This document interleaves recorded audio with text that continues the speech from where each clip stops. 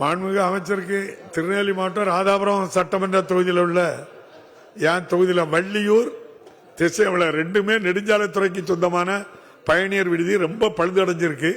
ரெண்டையும் தாண்டி சேர்த்தா ரொம்ப நல்லது. மாண்புமிகு உறுப்பினர் சந்திரன் பதில் சொல்லும்போது சேர்த்து இதையும் சொல்லிருங்க.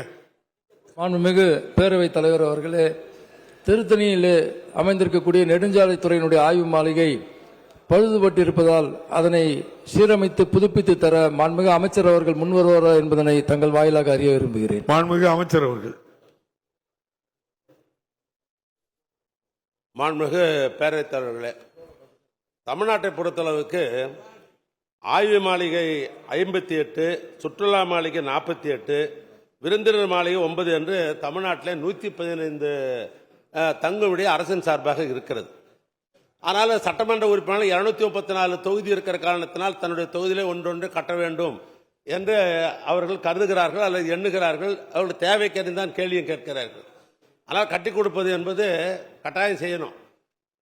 நம்முடைய திருத்தணி அவர் சட்டமன்ற உறுப்பினர் தந்திரன் சொன்னதை போல நானே அந்த ஆய்வு மாளிகைக்கு ஒரு முறை நான் போனேன். பார்த்துட்டு இன்னும் கொஞ்சம் விரிவுபடுத்தணும் அப்படின்னு துறையின் சார்பாக நெடுஞ்சாலைத்துறைக்கு சொல்லியிருக்கிறேன். அது விரிவுபடுத்திருக்க வேண்டிய ஏற்பாடு செய்யப்படும். சட்டமன்ற உறுப்பினர் மட்டுமல்ல, நிதிக்கு ஏற்பது தான் எதையும் செய்ய முடியும். எங்களுடைய மூத்த அமைச்சர் நம்முடைய திருச்சி என்பது ஒரு முக்கியமான ஒரு தலைநகர், மாவட்ட தலைநகர். ஏன்னா திருச்சியில் இறங்கி தான் டெல்டா பகுதியில் இருக்கிற எல்லா பகுதிக்கும் அரசு அதிகாரியும் சரி, அமைச்சர் பெருமக்களும் சரி, சிறப்பு விருந்தினர்கள் அங்கே ஏர்போர்ட்டில் இறங்கி அங்கே தான் எல்லா இடத்துக்கும் போவாங்க. அது முக்கியம் கருதி அவரே ஏற்கனவே சொல்லியிருக்கார் ஒரு அமைச்சர். அதையே நான் முதலமைச்சருடைய கவனத்துக்கு கொண்டு போனேன். இருங்க, நான் பணம் ஒதுக்கி தரேன்னு சொல்லியிருக்கிறார். இப்படி ஒரு நிலை தான். நம்முடைய பேரவைத் தலைவர் சொன்னார், என் தொகுதியில் 2 நெடுஞ்சாலைத்துறை சம்பந்தம் அப்படின்னு இருக்குன்னு சொன்னார். அதை இருக்கிறத புதுப்பிப்பதற்கு என்ன வழி என்பது, புதுசாக கட்டுறதுன்றது வேற, புதுப்பிக்கிறது வேற. அதுக்கு முன்னுரிமை அளித்து புதுப்பிப்பதற்கு வேண்டிய பணிகளை இந்த நிதியாண்டோ அல்லது அடுத்த நிதியாண்டில். வள்ளியூர்லாம் கன்னியாகுமரி ரோட்ல இருக்கு. மாண்புமிகு உறுப்பினர் A.K. செல்வராஜ். மாண்புமிகு பேரவைத் தலைவர்களே வணக்கம். மேட்டுப்பாளையம் இருக்கிற ஒரு ஆய்வு மாளிகை ஆங்கிலேயர் காலத்திலே கட்டப்பட்டது. நீலகிரி மாவட்டத்துக்கு நுழைவாயிலாக மேட்டுப்பாளையம் நகரம் இருக்கிறது. ஆகவே நீலகிரி மாவட்டத்துக்கு செல்கிற அனைத்து